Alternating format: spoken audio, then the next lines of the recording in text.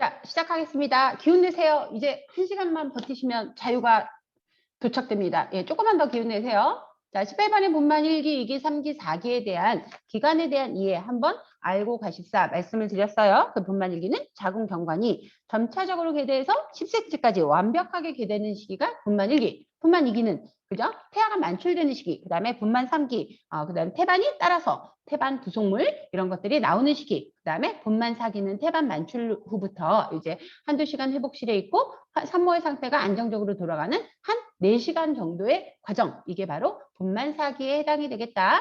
자, 19번. 본만 15일째는 산모의 오로, 로키아에 대한 이야기를 하고 있죠. 이 오로라고 하는 것은요, 여러분들 잘 아는 것처럼 이제 자궁 내막에 있던 기타 등등 태아 부속물, 그 다음에 이제 태반이 부착되어 있던 부분에서 발생하는 이 출혈의 양상, 이런 것들이 점점 좋아지는 양상을 우리가 오로의 상태로 평가를 하게 됩니다. 그래서 이제 이 오로 같은 경우는요, 쉽게 외우기 쉽게 설명을 드리자면 37일이라고 하는 21일, 본만 후에 약 21일 정도 이렇게 이제 발생할 수 있는 태아 부속물과 자궁 내막의 지저분한 찌꺼기의 배출로 보시면 좋아요. 그래서 이제 이 오로라고 하는 것은 본만 직후에는 태반 부착 부위에서 이제 자궁이 수축하기 시작하면서 빨갛게 굉장히 생리혈처럼 붉은색의 점액, 조직, 찌꺼기 이런 것들이 혈액과 함께 덩어리져서 나오기도 합니다. 그래서 이제 하루 이틀 3일까지는 굉장히 붉은색의 적색 오로가 나오는 것이 생리보다 조금 많은 양으로 밖으로 배출되는 것이 정상 오로의 양상이고요. 이제 걔가 점점 이제 부드러워지고 이제 아물어 가면서 약간 장액성, 그러니까 점액을 가지고 있는 형태의 갈색빛을 띠는 갈색 오로로 한 일주일 정도 오로가 분비되기 시작합니다. 생리가 끝날 때 우리 이제 생리혈 배출되는 양상을 보게 되면 이제 마지막으로 갈수록 이게 갈색으로 좀 변해가고 있고 점점 깨끗해지는 색깔로 변해가고 있지요. 그런 것처럼 이 장액성 오로는 본만 4일째부터 약 일주일, 약 10일이 되는 37일이라고 하는 20일의 반 정도 기간에 백혈구, 그 다음에 태아의 탈락막 조직, 그 다음에 적혈구, 장액성 체액의 삼출문 이런 것들이 이제 점점 이제 갈색빛을 띠면서 밖으로 배출되는 시기라고 얘기하고, 이 갈색 오로의 배출 시기가 약 일주일 정도 진행이 되고 나면 그 다음부터는 이제 점차적으로 백색을 띠는, 크림색을 띠는 백색으로 오로의 양상이 바뀌어지게 됩니다. 그래서 이제 백색 오로는 보통 천천히 배출이 되면서 약 37일, 그러니까 3주가 지날 때까지 천천히 분비되는 양상을 갖고 있고요. 백혈구나 탈락막 조직, 체액이 줄어든 혼합물로 이해하시면 좋습니다. 그래서 이제 오로는 하루 이틀 3일에는 혈액이 같이 섞여 있기 때문에 점액과 조직의 부속물들과 찌꺼기 이런 것들이 혈액과 섞여 있기 때문에 적색을 띠게 되고, 4일에서 10일, 약 일주일 기간은 백혈구랑 탈락막 조직, 그 다음에 적혈구가 굳어가는 과정에서 만들어지는 부속물, 이런 체액의 혼합물 이런 것들이 나오기 때문에 갈색빛을 띠게 되고, 그 다음에 이제는 열흘이 지나게 되면 점차적으로 백혈구나 또는 탈락막 조직이나 체액이 점점 크림빛을 띠면서 분비되게 되기 때문에 약 37일, 21일 정도의 기간 동안 분비가 되면서 이렇게 자궁 내막이 아물어가는 양상을 밖에서 확인하는 중요한 근거가 됩니다. 그래서 이제 요 본만 직후부터 37일까지 진행이 되는 오로의 양상, 우리 모성간호학에서 많이 물어보고 있지요. 그래서 알카리성을 띠고 있는 이 오로는 처음에는 이제 비릿한 이런 피 냄새를 띠게 되고요. 그 다음에 이제 얘가 산성을 갖고 있는 쥐를 통과하면서 산성으로 이렇게 바뀔 수도 있는 이런 이제 형태를 이해하시면 좋을 것 같고요. 평균 배출량은 한 250에서 이쪽 저쪽 되는 정도의 용량입니다. 250 정도의 용량이면요, 요구르트를 한 우리가 그쵸, 50에서 60cc 정도의 용량으로 본다라고 하면 요구르트 5병 정도니까 우리가 생리를 하는 3, 4일 동안 배출되는 생리량이 요구르트 1병 정도로 된다라고 이해하신다면 굉장히 많은 양의 오로가 분비가 되는 겁니다. 그래서 정상적으로 생리를 할 때보다 한 5배 정도의 용량의 오로가 이제 그 산욕 기간 동안에 한 3주 기간 동안에 처음에는 굉장히 많이 점점 줄어들면서 이렇게 양상을 다르게 해서 분비된다라고 기억하시면 좋아요. 만약에 정상적인 경우에는 냄새가 약간 있을 수 있지만 악취, 아주 찌릿내 이런 식으로 이제 완전하게 산성을 띠게 되거나 악취를 띠게 되면 이거는 감염이 됐다, 자궁 내막에 감염이 진행되고 있다는 것을 평가하는 기준이 되기도 합니다. 그래서 본만 15일째인 산모의 오로 전반적으로 한번 우리가 훑어보았습니다. 모유수유를 하는 남아 아기가 생후 7일에 황달이 나타나게 되면 형광요법을 시행하게 됩니다. 이 생후 7일 정도가 되게 되면 사실은 이제 황달이 가라앉아야 되는 시기인데 황달이 나타났다라고 한다고 하면 약간의 치료가 필요하는데 이 황달이라고 하는 것은요, 간 기능이 아직 활성화되지 않아서 빌리루빈이 이 해독되는 시간이 빌리루빈 처리되는 시간이 길어지게 되면서 피부에 빌리루빈의 이 찌꺼기들이 노르스만 빛을 띠게 하면서 혈관을 통해서 피부를 통해 나타나게 되는 그 기능, 이제 현상을 우리가 황달이라고 하지요. 그래서 이제 태어난 신생아는 바로 간에서 이 빌리루빈이라고 하는 적혈구 찌꺼기를 처리할 수 있는 능력이 떨어지기 때문에 이 적혈구 찌꺼기인 빌리루빈이 진한 구릿빛을 갖고 혈관을 통과해서 피부를 통해서 황달이라고 하는 피부 증상으로 나타날 수 있습니다. 그래서 이제 이 형광등이 있는 곳에 아기를 유치하게 되고 이 형광요법을 실시하게 되면요, 이 형광등의 빛이 피부에 스며들면서 얘가 간의 기능을 자극해서 간의 기능을 활성화시킨다고 합니다. 그러면 간이 빌리루빈 대사를 이제 제대로 하게 되면서 점점 황달이 좋아지게 되거든요. 그런데 이제 형광이라고 하는 것은 빛 물질이기 때문에 이렇게 이제 빛이 직접적으로 시야가 완벽하게 완성되지 않은, 시력이 완벽하게 완성되지 않은 아기에게 비치면 무리수가 진행될 수 있기 때문에 안대를 착용하지요. 그래서 눈에 불투명 안대를 착용해서 광선 노출을 방지하면 좋을 것 같고요.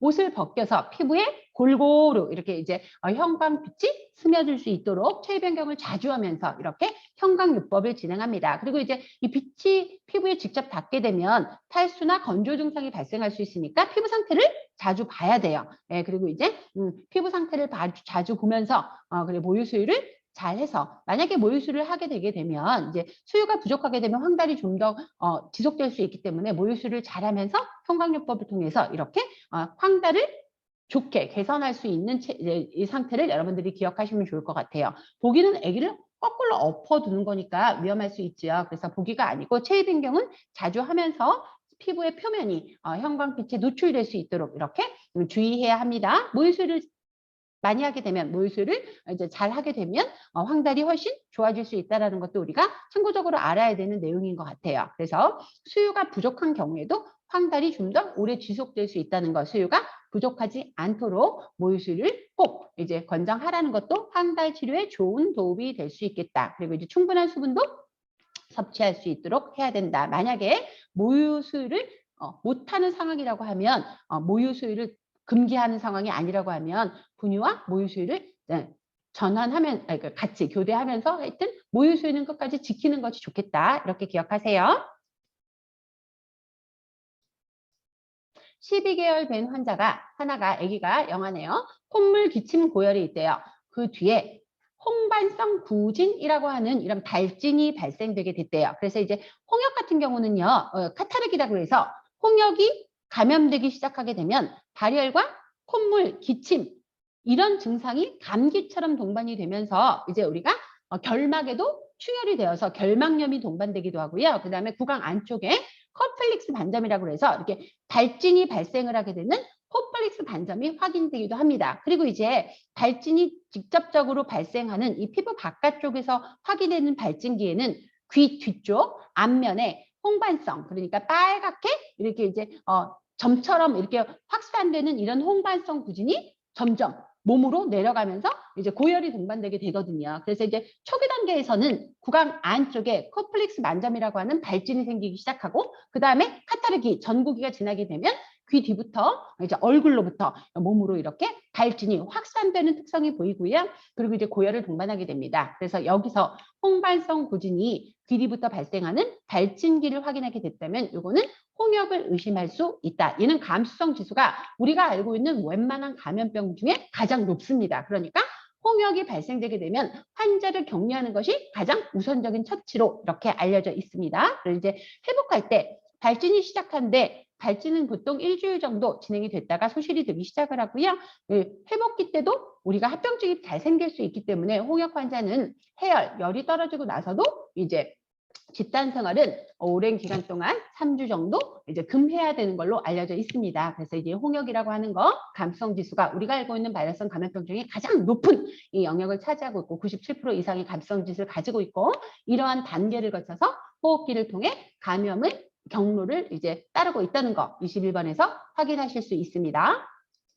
22번 성홍열이라고 하는 이 이제 감염병인데요. 이 성홍열로 인해서 입원한 아들은요. 일단 이 성홍열이 많이 발생하는 나이는 5세 이하의 아동입니다. 그러니까 면역이 완성되기 전인, 그러니까 이제 호흡기 감염병에 대해서 민감한 이런 아이들이 5세 이하의 아동들이 성홍열이라고 하는 이런 감염병에 많이 노출될 수 있고, 이 성홍열이라고 하는 것은 이제 목감기처럼 오게 됩니다. 그래서 이제 인후통이라고 하는 목이 아프고 부어오르는 증상을 많이 아이들이 경험하게 되는데요. 이런 경우에는 우리가 따뜻한 생리식염수로 가글을 해서 물을 머금고 있다가 뱉을 수 있도록 이렇게 이제 가글링 연습을 많이 시키면 좋다는 거예요. 그래서 22번에서는 이 성홍열의 원인이 되는 이 균은요, 포도상구균이거든요. 연세상구균이거든요. 이 연세상구균이 호흡기를 통해 또는 비말을 통해서 이렇게 이제 면역력이 낮은 아이들에게 전파되게 되면 인후통이 강하게 나타나는 이런 열병을 앓을 수 있고요. 이 성홍열을 갖고 있는 애들은 발진이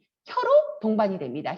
그래서 혀를 해보면 딸기처럼 오돌돌하게 이렇게 발진이 되어 있는 딸기혀의 증상을 성홍열을 앓고 있는 아이들에게서 확인할 수 있습니다. 그리고 이제 목 쪽에, 구강 안쪽에 이렇게 세균이 직접 침투가 되는 부분이기 때문에 편도선처럼 인후염을 많이 호소하게 됩니다. 이럴 경우에는 가글을 해야 되는데 아이들이기 때문에 따뜻한 생리식염수를 함수 이렇게 머금고 있게 해서 뱉어낼 수 있도록 일종의 세척의 기능, 세정의 기능을 할 수 있도록 우리가 간호하면 좋겠다. 그래서 애들을 잘 교육해서 이렇게 따뜻한 생리식염수, 너무 이제 차갑게 되면 자극이 되게 되니까 함수할 수 있도록 여러분 교육하는 걸로 이해해 주시면 좋아요. 자, 23번 7개월 된 영아가 지속적인 설사와 구토로 입원을 했대요. 간호중재로 옳은 것은, 자, 지속적인 설사와 구토에 있어서 가장 중요한 것은 뭐예요? 탈수지요. 탈수. 그러니까 탈수가 이루어졌는지 피부 탄력성을 확인한다. 그래서 여기서는 탈수와 관련된 이제 체중 감소, 그 다음에 피부색의 변화, 그 다음에 근육의 긴장도 감소, 그 다음에 안구 점막의 건조, 구강 점막의 건조, 그 다음에 소변의 감소, 혈압의 저하, 그 다음에 이제 탈수와 관련된 심한 빈맥, 심장이 빨리 뛰려고 하는 거예요. 우리 몸에 수분량이 충분하지 않아서 혈액 교환량이 적어지니까 나래도 빨리 뛰어가지고 순환을 좀 촉진해야 되지 않을까 해서 심장이 보상 기전으로 빨리 뛰게 되는 심한 빈맥이 나타나거든요. 그래서 이렇게 지속적인 설사와 구토로 입원 정도까지 할 정도면 얘는 지금 탈수를 경험하고 있는 상태고, 체중이 감소됐을 것이고, 피부색이 변화됐을 것이고, 그 다음에 청백해지겠죠.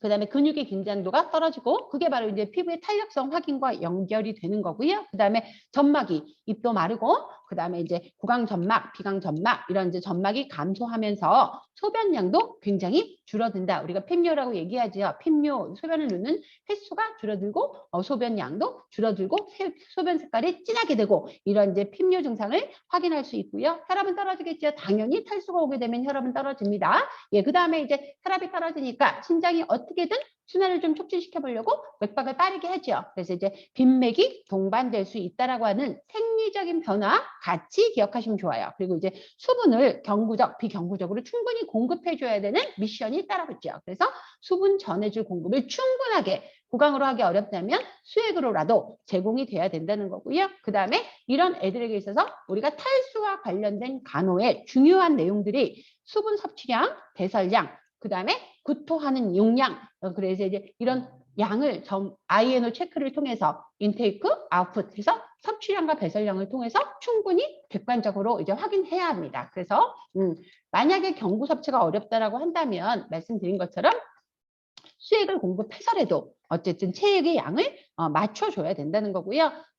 계속적인 설사와 구토, 그러니까 구토가 동반된다면 경구 섭취는 일시적으로 보통 3시간에서 6시간 정도 제한될 수 있습니다. 구토를 한다는 것은 어쨌든 수분이 섭취가 제대로 되지 않는다라고 하는 평가가 되기 때문에, 여기 구토가 지속적화된다라고 하면 당분간 3시간에서 6시간 정도의 금식은 우리가 이제 같이 따라갈 수 있는 부분이에요. 그래서 여기서는 경구 섭취량을 늘린다. 요거는 나중에 구토가 멎고 수분 섭취가 구강으로 가능할 때 이제 필요한 얘기인 거고요. 경구 섭취량이라기보다는 수분 섭취량이 맞겠죠. 네, 그래서 설사와 구토가 지금 지속된다면 6시간 정도까지는 금식이 유지될 수 있다는 것도 여러분 기억해 주세요.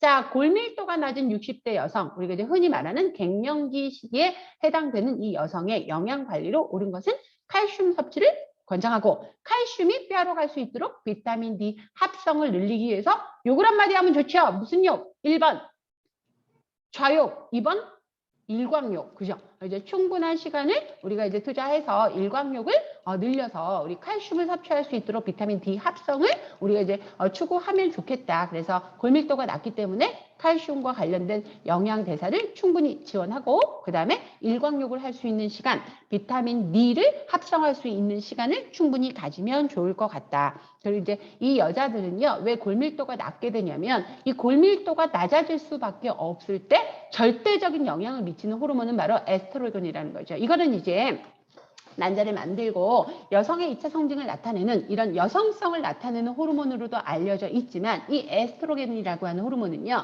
칼슘이 뼈로 가서 뼈를 튼튼하게 하는데도 절대적으로 도와주는 역할을 하는 그런 호르몬입니다. 그러니까 이 에스트로겐 분비가 떨어지게 되는 갱년기부터 이제 거의 폐경기에 닿는 60대 여성은 자연스럽게 에스트로겐 결핍으로 인해서 칼슘 대사가 잘 이루어지지 않고 뼈에서 칼슘이 밖으로 빠져나오면서 생기는 골밀도가 낮다라고 하는 이제 골다공증이라고 하는 증상에 노출될 확률이 그렇지 않은 여성보다 높다는 거죠. 그래서 이제 이런 골다공증을 예방을 위해서 칼슘 섭취를 잘하고, 그 다음에 비타민 D라고 하는 영양분이 우리 몸에서 만들어질 수 있는 일광욕도 좀 지속적으로 하면 좋을 것 같고요. 그 다음에 이제 혈액이 탁해지는 것을 예방하기 위해서 황산화 비타민 이런 것들을 잘 섭취하면 좋겠다. 그리고 이제 식물성 에스트로겐은 이런 것들이 풍부한 식품 중에 콩류가 있어요.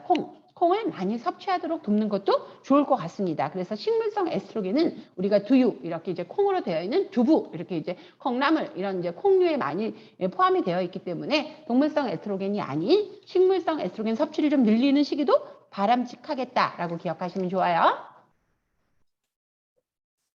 25번. 노인의 영양 관리에 대한 내용으로 옳은 것을 물어보고 있네요. 노인의 영양 관리. 총 열량은 줄여야 돼요. 왜? 영양분을 흡수하고 소화하고 배설하고 대사하는 능력이 떨어지기 때문에 노인의 영양 관리는 당대사 능력이 일단 떨어지죠. 왜? 췌장의 기능이 저하됩니다. 그리고 이제 단당류보다 다당류를 섭취를 해서 이 단당류가 혈당을 쫙 높여서 부족한 인슐린을, 더군다나 부족한 인슐린을 더 필요하게 되는 상황을 좀 낮춰야 돼요. 그래서 이제 단당류보다는 다당류 섭취를 권장해야 되고요. 1일 수분 섭취는 보통 1,500에서 2,000 정도 충분히 섭취해야 충분한 순환이 가능하겠다. 그래서 수분 섭취 이런 것들은 제한하지 않습니다. 그리고 이제 충분한 칼슘, 비타민 섭취해야 되는 거고요. 네, 그리고 이제 미각의 문제가 발생할 수 있기 때문에 짜게 먹다 보면 혈압이 높은 데다가 더 혈압을 높일 수 있는 부작용을 유발할 수 있다는 거 기억하셔야 돼서 나트륨 섭취도 제한해야 되고, 이제 미각 상태를 파악해서 음식이 너무 짜지지 않도록 식단을 관리해야 됩니다. 그리고 이제 총 열량 같은 경우는요, 이제 에너지 필요량도 감소되고 대사량도 감소되기 때문에 1일 칼로리 섭취량은 좀 줄이는 걸로, 그러나 영양가는 충분하게 제공하는 걸로. 이거는 열량과 영양가는 좀 다른 차원이지요. 그래서 영양가는 충분히 제공하지만 칼로리 자체, 총 열량 자체는 우리가 에너지 대사를 그만큼 필요로 하지 않는 연령층이기 때문에 좀 줄이는 걸로 그렇게 이해하시면 좋습니다. 제세동기 사용에 관한 설명으로 옳은 것을 물어보고 있네요. 이 제세동기, 심장 충격기라고도 얘기하죠. 이제 이 제세동기를 사용을 할 때 우리가 어디다가 패치를 부착하느냐. 그래서 이제 두 개의 패드를 오른쪽 쇄골 아래, 왼쪽 유도 바깥쪽 아래 겨드랑이 중앙선에 이렇게 부착을 합니다. 그래서 오른쪽 빗장뼈는 쇄골이지요. 이제 두 개의 패드를 우리가 오른쪽 쇄골 아래과 왼쪽 젖꼭지 바깥쪽 아래 겨드랑이 중앙에 부착한다는 거, 이 두 개의 패드를 부착하는 부위를 기억하셔야 돼요. 그래서 환자의 옷을 벗기고 우리가 이제 땀이나 이물질, 뭐 사람이 이제 넘어지게 되면서 또는 뭐 이제 주변의 어떤 이제 환경에 의해서 지저분해질 수 있는 피부 상태를 확인을 해서 이 패드가 잘 부착될 수 있도록 땀이나 이물질을 제거 후에 이렇게 오른쪽 쇄골 아래와 왼쪽 젖꼭지 바깥쪽 아래, 그러니까 이거 이제 왼쪽 젖꼭지 바깥쪽 아래니까 겨드랑이 중앙에서 왼쪽을 향해 있을 수 있도록 패드를 부착하면 좋을 것 같고요. 예, 그리고 이제 이전에 먼저 제세동기, 얘를 적절한 위치에 두고 패드가 부착될 수 있을 만한 위치에 두고 전원을 켜놓는 거죠. 먼저 전원을 켜놓고 이렇게 패드를 부착합니다. 예, 그 다음에 이제 자동 심장 충격기가 환자의 심전도를 분석하는 동안 사람들의 다른 접촉을 피하고, 그러니까 심장의 심전도를 분석하는 이러한 이 기능을 방해하지 않도록 이렇게 이제 접촉을 피하고 기다려야 되고요.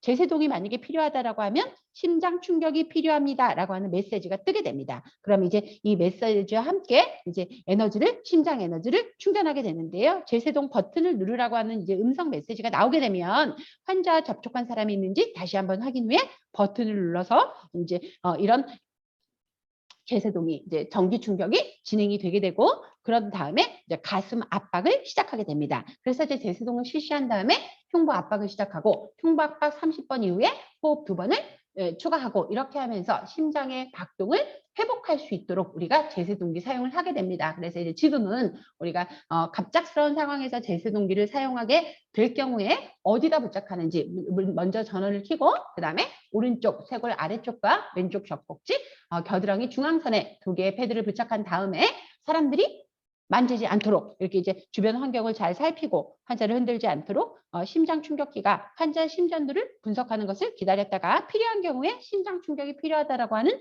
안내 메시지가 나오게 되면 우리가 제세동 버튼을 누르세요라고 하는 이 안내에 의해서 눌러서 충격이 가해질 수 있도록 이렇게 보시면 될 것 같고요. 그 다음에 제세동 뒤에 바로 흉부 압박이 진행이 되어서 심장의 박동을 정상화시켜야 된다는 거, 이렇게 쭉 이어서 같이 기억하시면 좋고요. 이게 이제 중간중간에 모의고사를 통해서 제세동기 사용에 대해서 여러분들이 어느 정도 알고 있는지, 순서는 기억하고 있는지 많이 물어봤던 걸로 기억이 됩니다. 식사 중이던 어르신이 목을 움켜쥐고 괴로워하고 있을 때 간호중재로 옳은 것은 일단 복부 밀어내기 방법이라고 하는 밀어내기 방법이 있지요. 그래서 이제 이런 경우에 혹시 기도가 폐색될 수 있다는 것을 충분히 기억하시면 좋을 것 같고요.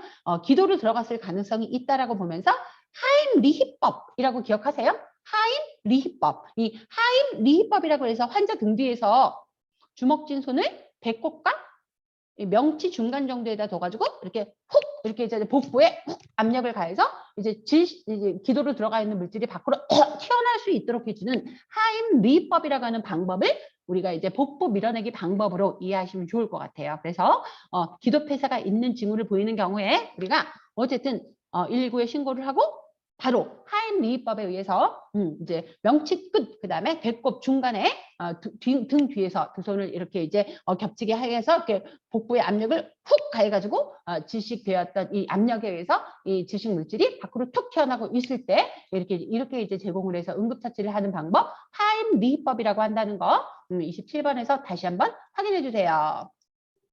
뾰족한 물체의 깊이 찔린 상처는 자상이라고 부릅니다. 우리가 이제 여러 가지 상처가 있는데 이런 여러 가지 상처를 우리 창상이라고 부르면서 자상은 날카롭고 뾰족한 물체의 깊이 찔린 상처, 이런 것이 바로 파상풍의 위험이 될 수 있는 상황이 되겠죠. 그래서 출혈은 심하지 않은데 깊이 들어가면서 파상풍균이 따라 들어가게 된다면 거기에 신경의 독소를 유발해서 마비 증상을 유발할 수 있겠어. 이런 자상의 경우에는 파상풍 감염 위험이 높습니다. 그래서 자상이라고 부르고요. 자창이라고도 부르죠. 교상을 물린 거고요. 사람, 동물, 곤충에게 물리면 전부 교상이라고 부릅니다. 사람끼리도 물고 그렇습니다. 그 다음에 열상이라고 하는 건 찢어지는 거, 조직이 찢어지는 거. 그래서 상처의 가장자리가 불규칙하게 틀어지는 상태가 바로 열상입니다. 우리가 회음부 열상이라고 하는 표현을 썼었죠. 모성간호 할 때. 이 회음부 열상도 회음부 쪽에 우리가 외과적으로 먼저 회음부 안쪽에 의사의 손을 넣어서 적당한 정도의 길이를 이제 절개해주는 회음 절개술을 진행해주지 않는다면 아기가 나오면서 아도가 이 질 입구를 압박하면서 우리가 이제 회음부 쪽에 열상이 이루어질 수 있습니다. 이게 불규칙하게 찢어지게 되면 이게 회복이 더디고 감염에 대한 위험 부담이 더 깊어지기 때문에 이 회음부 열상을 예방하기 위해서 우리가 회음부를 미리 아기의 머리가 보이기 시작하면 먼저 리도카인이라고 하는 국소 마취제를 주고 절개를 해서 회음 보호술이라고 하는 상태로 열어놓고 아이가 좀 더 자연스럽고 빠르게 분만될 수 있도록 이렇게 이제 분만을 유도했었잖아요. 정상 분만의 경우에 이 열상은 뜯어지는 상태를 얘기합니다. 조직이 찢어지는 거, 불규칙한 상처가 남는 거, 그다음에 찰과상은 이제 스치면서 만들어지는 거, 미끄러지거나 긁히거나 이제 스치면서 마찰에 의해서 생기는 가벼운 상처를 찰과상이라고 하죠. 그럼 절상은 뭐냐? 이건 베인 상처죠. 칼, 유리 뭐 이런 거에 베인 상처. 제가 요리 한번 하려면 무조건 베고 시작을 합니다. 절상을 하고 시작합니다. 이상하게 칼도 잡기 전에 봉지에 먼저 절상, 베입니다. 왜 그럴까요? 1번 뭐랄까 이렇게 뭔가 덤벙대서, 2번 요리하고 싶지 않아서, 3번 어쨌든 절상에 많이 노출되는 생리적인 특성을 갖고 있어서 잘 모르겠지만 저는 어쨌든 요리하기 전에 칼도 들기 전에 요리 재료가 담겨 있는 봉지에라도 이렇게 베이는 경우들이 있습니다. 그래서 이제 이 절상이라는 것은 베인 상처를 얘기합니다.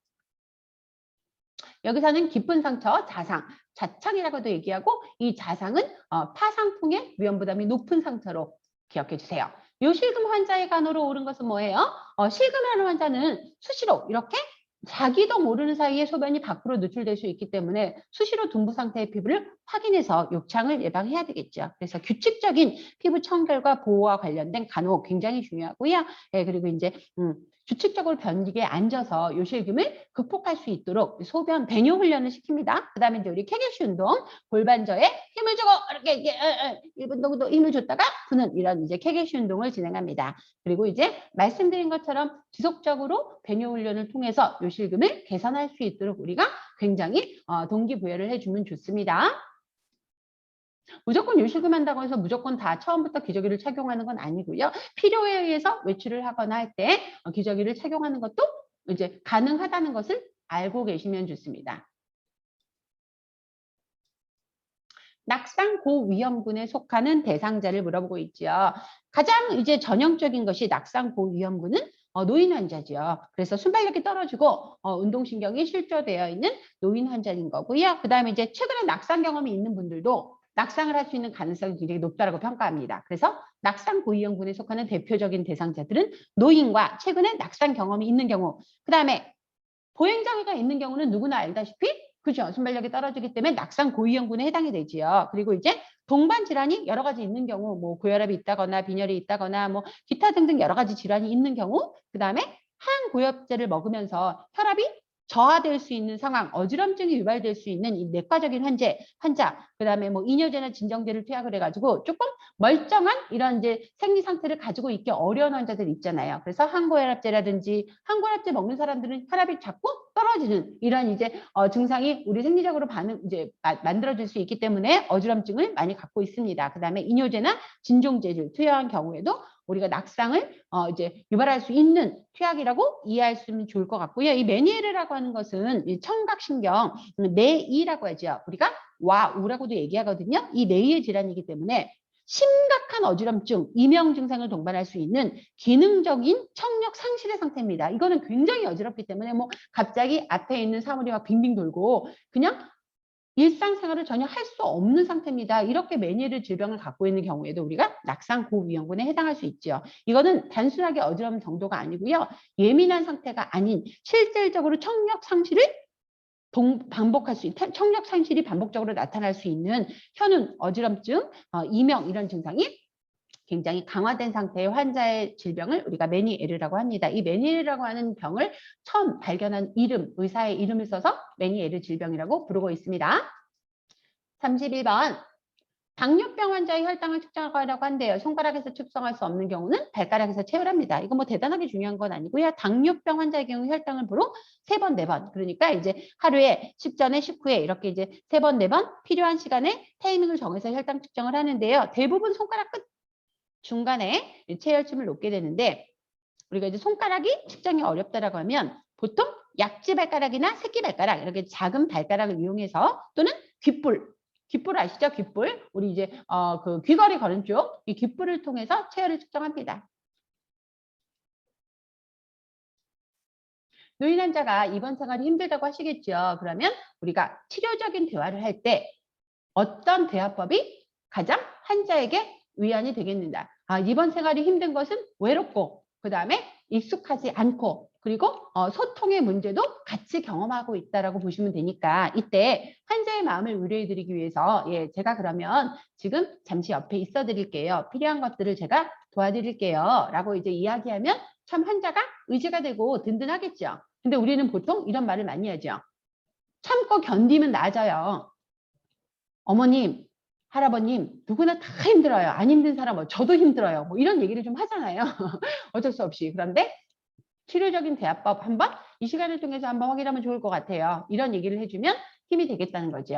화상 환자에게 대한 응급 간호로 옳은 것. 자, 화상 환자 응급처치 방법이 여러 가지가 있는데 화상 부위를 찬물에 담그거나 물에 적신 차가운 천을 대주면 일시적인 화기가 가라앉기 때문에 화상 그 직후에 화상 부위를 찬물에 담그거나 물에 적신 차가운 천을 대주는 것이 좋고요. 그다음에 이제 수포는 보호막이기 때문에 절대로 터뜨리면 안 됩니다. 그래서 물집이 있는 경우에 걔를 보호막으로 봐야 돼요. 상처가 드러나지 않도록 보호해주는 일시적인 피부의 변화이기 때문에 물집은 터뜨리지 않아야 돼요. 근로세균 감염이 될 수 있다는 거예요. 그리고 무조건 화상 부위에 바셀린 바르는 거 아니라는 거죠. 그래서 만약에 화상 부위에 옷이 달라붙어 있다고 하면 옷은 가위로 잘라서 이 더운 열기가 피부에 직접 닿지 않게 해야 되고요. 그리고 이제 화상 환자의 이 화상 부위에 달라붙은 옷을 가위로 자르는 이유는 여러 가지가 있습니다. 감염이라든지 여러 가지 기타 이유가 있기 때문에 일단 여기서는 응급 간호 중에 우리가 알고 있는 내용 화상 부위에 달라붙은 옷이 있다면 옷을 얼른 가위로 잘라서 화상 부위가 오픈될 수 있도록 해줘야 된다는 거. 격리까지는 뭐 응급 간호로는 필요하지 않겠죠. 가서 이제 감염에 대한 위험 부담이 있기 때문에 격리될 수 있는 부분도 있고요. 그다음에 이제 이런 격리는 우리가 역격리라고 표현을 하지요. 네. 의식이 없는 환자의 경우 음료 등을 먹이면 안 되지요. 질식 때문에요. 염자 부위, 염자라고 하는 이 단어를 병원에서 많이 쓰거든요. 스프레인이라고 표현하죠. 스프레인. 이 염자는 삐었다라는 것과 같은 의미로 받아들여셔도 좋고요. 관절을 지지해주는 주변 조직, 그러니까 인대라든지 또는 근육이나 또는 연골 뭐 이런 애들이 손상을 받은 상태를 우리가 염자라고 합니다. 그래서 이제 염자는 통증을 동반하는 상태가 주이기 때문에 부종을 억제하고 통증을 완화하기 위해서 우리가 얼음 주머니를 대줍니다. 이거 이제 염자 부위에 얼음 주머니를 대주는 이 타이밍은 염자 직후인 거예요. 그리고 24시간이 지나서 부종이 좀 억제되고 통증이 완화되면 그때부터는 그죠? 연료법을 적용합니다. 그래서 염자 부위에 직후에 얼음 주머니를 대주는 이유는 부종 억제와 통증의 감소를 위함이다. 이렇게 기억하시면 좋아요. 자, 병실 관리에 대한 내용으로 옳은 것을 물어보고 있네요. 병실 관리, 우리가 이제 간호 환경 중에서 병실 관리에 대한 내용을 기본간호학에서 이제 많이 물어보고 있죠. 병실의 온도는 보통 20도에서 23도 정도가 적당합니다. 실내 온도에서 적합한 실내 온도를 우리가 18도라고 얘기한다면 환자들은 환희를 가볍게 입고 면역이 낮은 상태의 컨디션이기 때문에 이제 일반적으로 우리가 실내복을 입고 쾌적하다고 느끼는 실내 온도의 18도보다 온도는 조금 높게 설정이 됩니다. 그래서 병실 온도는 20도에서 23도 정도가 적당하고요. 환기를 할 때는 환자가 이제 면역이 낮기 때문에 직접 바람이 닿지 않게 복도문을 열어서 간접 환기를 시키는 것을 원칙으로 하고 있지요. 예, 그리고 직사광선이 눈이나 얼굴에 직접 비치는 것은 피해야 하기 때문에 이제 이렇게 직접 햇빛이 비치도록 침상 배치를 하는 것은 좀 고려해야 될 것 같아요. 예, 그리고 눈 수술한 환자 같은 경우는 이게 굉장히 불편하죠. 그래서 이제 눈 수술을 한 환자는 특히나 병실의 조명을 어둡게 해줘야 돼요. 그래서 빛의 자극이 강하지 않도록 해줘야 될 것 같고요. 위쪽 청소를 먼저 한 후에 아래쪽 청소를 하는 것이 맞아요. 그래서 위에 청소를 하고 아래쪽으로 청소를 해야 먼지가 아래로 떨어지지 않겠다라고 이제 기억하시면 좋고요. 병실 바닥은 청결 유지가 굉장히 중요하거든요. 미끄럽지 않게 이제 유지해야 되는데요. 미끄럽지 않은 바닥재를 사용하지만 먼지가 많이 발생할 수 있는 카펫은 깔지 않지요. 예. 미끄럼 방지와 관련돼서 이제 미끄럼 방지 패드를 깔기는 하지만 카펫은 깔지 않습니다. 다음 중 물품을 수술에 사용하라고 한대요. 이 수술에 사용하는 물품 중에 멸균 상태를 유지해야 되는 외과적 무균 상태를 유지해야 되는 물품 중에 가스 멸균을 하는 애는 온도와 습도에 예민한 물품을 가스 멸균을 합니다. 에틸렌 옥사이드라고 하는 이온가스는요, 이제 냉멸균이라고도 이야기하는데 이 멸균의 방법이 가스를 통해서 물품을 멸균하기 때문에 높은 고온의 온도가 필요 없고 이 가스의 강력한 소독 효과가 물품에 스며들면서 세균의 아포까지 완벽하게 박멸하게 되는 이런 기능을 유도하는 멸균입니다. 그래서 가스 멸균이기 때문에 얘는 열이나 습기에 민감한 물품, 예를 들면 뭐 내시경 기구, 그 다음에 고무 카테터. 카테터는 관을 얘기해요. 그게 무엇이든 관의 형태로 되어 있는 것을 우리가 의학적으로 카테터라고 하는 표현을 많이 쓰고요. 그 다음에 플라스틱 제품, 그 다음에 특수 섬유 카테터 이런 것처럼 우리가 이제 열이나 습기에 약할 수 있는 이런 멸균은 바로 우리가 이온가스 멸균을 진행합니다. 그래서 여기서는 고무 카테터를 이제 여러분들이 적당한 멸균 방법의 물품으로 기억하시면 좋아요.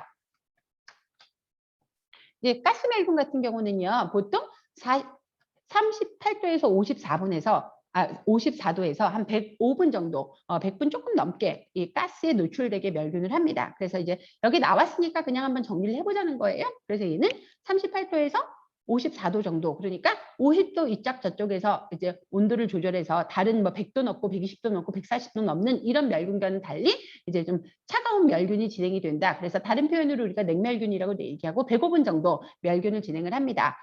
그래서 멸균 유효 기간이 2년 정도 되기 때문에 굉장히 길고요.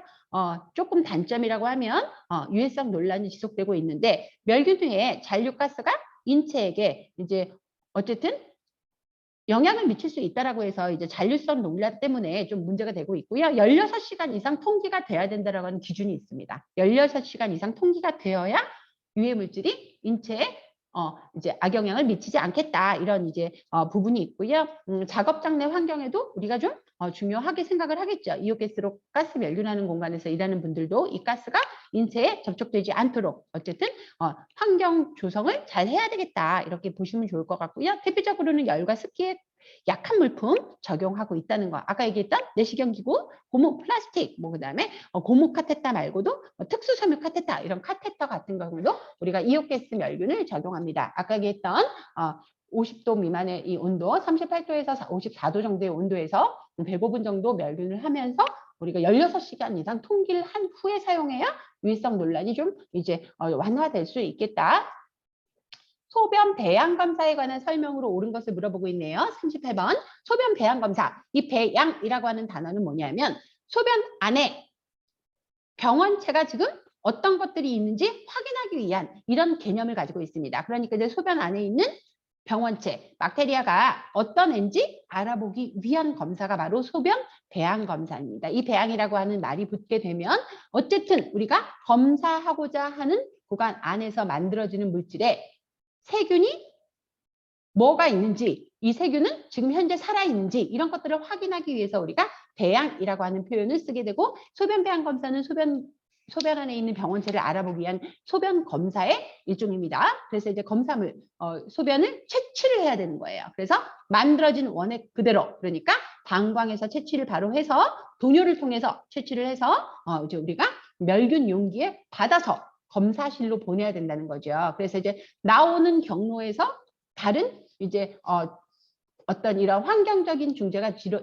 환경적인 개입이 이루어지면 안 되기 때문에 방광에 만들어진 소변 원액 그대로 우리가 채취해야 될 필요가 있습니다. 그래서 인공 도뇨라고 하는 외과적인 무균수를 적용을 해서 멸균된 도뇨관을 통해서 요도를 소독하고, 그죠? 요도를 통해 카테터가 들어가서 방광까지 가서 방광에 있는 소변을 그대로 채취를 해서 우리가 멸균 용기에 받아서 이렇게 이제 검사를 하게 됩니다. 그래서 여기 이제 38번에 나오는 소변 배양 검사에서 옳은 것은 검사물은 멸균 용기에 채취한다. 그리고 옆에 하나 더 주면 인공 도뇨 방법을 통해서 외과적 무균에 의해서 우리가 균이 없는 상태, 멸균의 상태로 검사물을 채취하는 것까지 같이 기억하시면 좋을 것 같아요.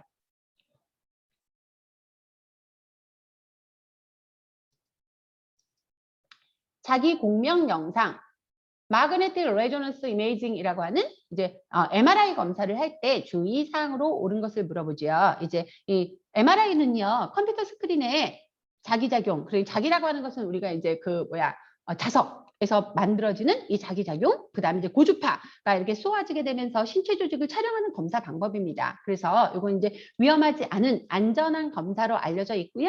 검사를 하면서 우리가 이제 이 고주파가 발생이 됐을 때 이 고주파를 방해하는 금속 물질이 신체 부위에 부착되어 있으면 안 되기 때문에 금속 물질을 제거해야 되고요. 그리고 이제 이식한 금속물, 예를 들면 뭐 핀을 박았든지 뭐 이따 수술을 하면서 뭐 이제 이식한 금속물이 있는 경우에는 환자에게 이 검사는 이제 시행할 수 없는 검사로 이렇게 이제 설명이 돼야 합니다. 그래서 검사 전에 금속 물질을 제거해야 되고, 환자 몸에 치료를 위해서 이식한 금속 물질이 있다라고 하면 이 고주파를 방해할 수 있기 때문에 그 환자는 자기 공명 영상 촬영이 적당하지 않은 걸로 이렇게 이제 사전에 설명이 되기도 합니다. 그래서 39번 자기 공명 영상이라고 하는 MRI 검사, 비전리 방사선을 이용하기 때문에 인체에 해가 없다라고 하는 장점이 있지요. 그래서 이제 비전리, 그러니까 인간에게 직접적으로 영향을 주지 않는 방사선을 이용한다는 거 기억하시면 좋을 것 같고요.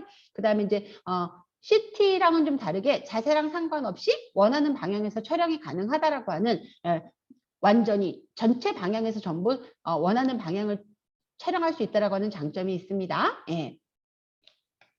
다양한 자기장이 들어가 있는 통 안에, 이제 자기장이 만들어지는 통 안에 라디오파 같은 이런 웨이브를 전사해가지고 우리가 이제 이런 전파에서 얻어내는 이런 연조직, 부드러운 조직, 신경이라든지 연골이라든지 뇌라든지 이런 곳에서 나오는 파장을 컴퓨터로 이렇게 이제 확인하게 하는, 이런 컴퓨터 스크린과 연결해서 확인하게 하는 그런 검사 방법입니다.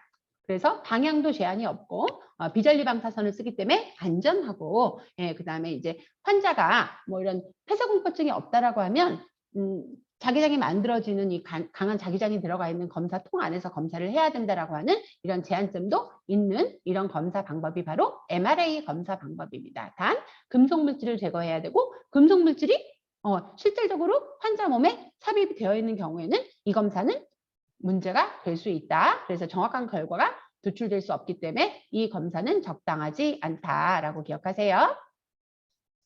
자, 40번. 다음 중 낙상 예방관으로 옳은 것을 물어보고 있네요. 낙상에 대한 부분 굉장히 중요하게 생각하고 있죠. 그만큼 병원 내에서 발생하는 사고의 1순위를 차지하는 사고이기 때문이에요. 바닥에 물이 떨어지면 즉시 닦아야 되는 거죠. 그리고 낙상 교육은 보호자에게도 시키지만 환자 자신에게도 시키고, 낙상 위험 표지판도 항상 침상맡에 걸어서 주의하도록 이렇게 이제 안내가 돼야 되는 겁니다.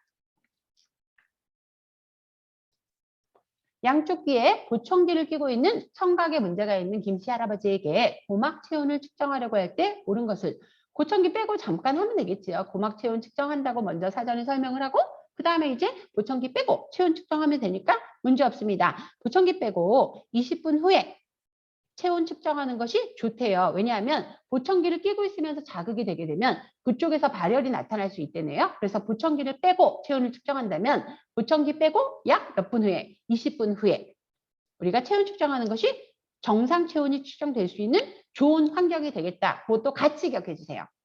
41번은 보청기를 빼고 체온 측정을 하되, 보청기를 바로 빼고 체온 측정하면 높게 체열이 측정될 수 있으니까 약 20분 정도 시간을 두고 근데 피부가 정상적인 반응을 보일 때 이제 그때 고막 체온을 측정해야 된다라고 기억하세요. 요실금 환자가 간호를 받을 때 방수포의 위치는 어깨에서 무릎 사이, 우리가 이제 고모포라고 얘기했죠. 어제 이제 빈 침상 만들면서 환자에게서 배설되는 배설 물질이 침뇨를 적시지 않게 하기 위해서 일반적인 침상에서는 수술 침상을 제외하고는 어깨에서 무릎 사이에 고모포를 이제 깔고 그 위에 간호인물을 깔아서 침뇨가 오염되는 것을 예방한다라고 어저께 다 말씀드렸어요. 요추 천자 후에 이제 펑처, 구멍이 난 그 뇌막 바깥으로 뇌척수액이 유출이 돼서 혈압이 떨어지면서 두통이 발생할 수 있다라는 것을 유념하고, 두통 예방을 위해서 빨리 이제 펑처, 이제 천자가 된 구멍이 난 이 부분을 막게 하기 위해서 우리가 베개를 베지 말고 머리를 들지 말고 4시간에서 6시간 동안 앙화 위로 이렇게 꾹 눌러서 빨리 이제 뇌척수액이 유출되지 않도록 회복적 자세를 만들어 주도록 하는 것이다. 머리를 들지 않아야 돼요. 혈압이 떨어지기 때문에 머리를 들면 머리가 더 아플 수 있습니다.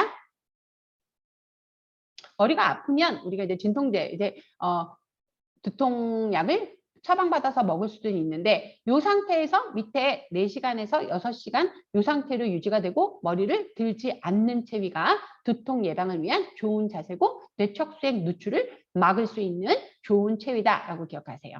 앙하이네요. 자, 44번 우측 경골골절이. 여러분 경골 비골 아세요? 무릎 아래쪽에 앞쪽에 단단한 뼈, 걔가 경골이고요. 뒤쪽에 종아리 근육에 가려져 있는 삐리삐리한 이 얇은 뼈가 비골입니다. 그래서 무릎 아래쪽 슬개골이라고 얘기하지요. 앞쪽에 단단하게 굉장히 피부랑 근접하게 딱 붙어있는 그 뼈가 바로 경골이고요. 뒤에 종아리 뼈에 종아리 근육에 감춰져 있는 그 삐리삐리한 뼈가 비골이라 하지 쪽은 위쪽에 대퇴골이 있고 슬개골 아래쪽에 경골과 비골로 이루어져 있는데 이런 경골골절은 웬만한 강력한 충격이 아닌 다음에는 잘 이루어지지가 않는데 우측 경골골절이라고 하니까 많이 다친 분 같아요. 이런 우측 경골골절로 목발을 보행하는 김군이 계단을 올라갈 때 첫 번째 동작, 이게 그림으로도 나오고 말로도 나와요. 그래서 이제 목발 사용할 때 어떻게 올라가느냐, 이거 이제 계속 얘기가 되고 있죠. 그래서 계단을 오를 때는 누구부터 가요? 건강한 다리가 가서 힘을 받고, 그 다음에 항상 목발 다음에 아픈 다리가 따라옵니다. 건강한 다리부터 가고, 그 다음에 목발이 가고 아픈 다리가 따라와야 아픈 다리에 어떤 물리적인 힘이 가해지지 않겠죠. 그럼 내려갈 때는 어떻게 해요?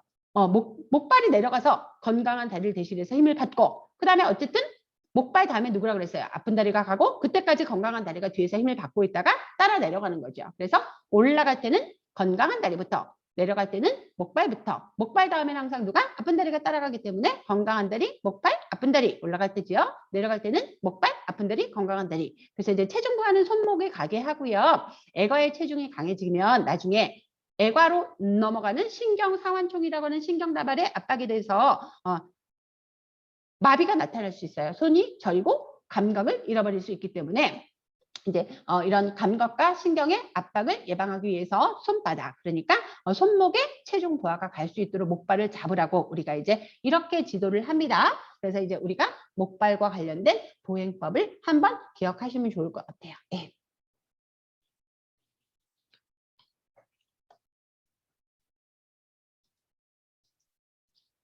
자, 마지막 문제입니다. 기운 냈어요. 네. 이동 침대로 환자를 이동할 때 벨트 억제대 적용 부위는 허리입니다. 그래서 환자를 딱 지지해서 환자가 흔들리지 않도록 벨트 억제대 적용 부위는 우리가 이제 허리로 보시면 될 것 같아요. 그래서 한 바퀴 감아서 적용하면 환자가 흔들리지 않고 안전하게 이동 침대로 이동이 될 것 같다. 그래서 45번은 몇 번? 허리다. 어깨 아니에요. 허리입니다. 자, 그래서 45번까지 오늘 진행하시고 내일 또 만나서 다음 문제를 풀어보도록 하겠습니다. 긴 시간 동안 집중하시느라고 고생하셨습니다. 맛있게 저녁 드시고 오늘 저녁은 푹 쉬세요. 내일 뵙겠습니다.